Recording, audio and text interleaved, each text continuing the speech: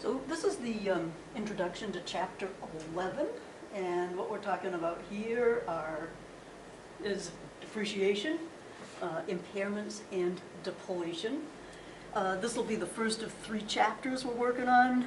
We got 11 that we'll be covering, and then 12 we'll do the intangibles, and then we move on to the liability section of the balance sheet, and then we have exam 3, just so you have something to look forward to. The intro to the text of Chapter 11 focuses on the impairment part of the chapter. That's towards the end. You may want to just read over a little bit of that. They talk about the financial crisis and a lot of the actual impairment losses that were taken at that time. Okay, so there's a few new concepts in the chapter, but most of it is going to be more detail on what you learned in AC 102, a lot more detail. There's nothing awful or even pretty awful in this chapter, so that's something to look forward to. So if we take it piece by piece, we'll do the factors in the depreciation process.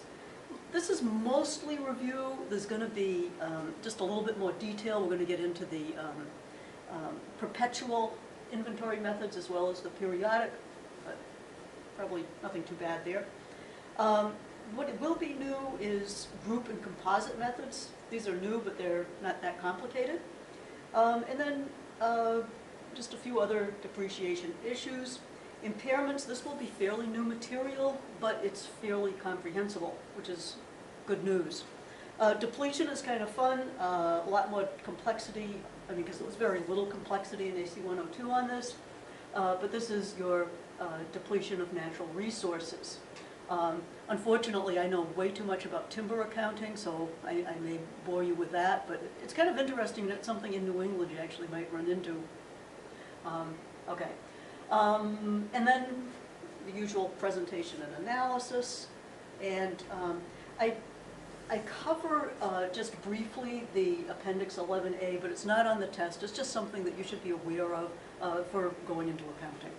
Okay, so that's sort of a preview of coming attractions in Chapter 11.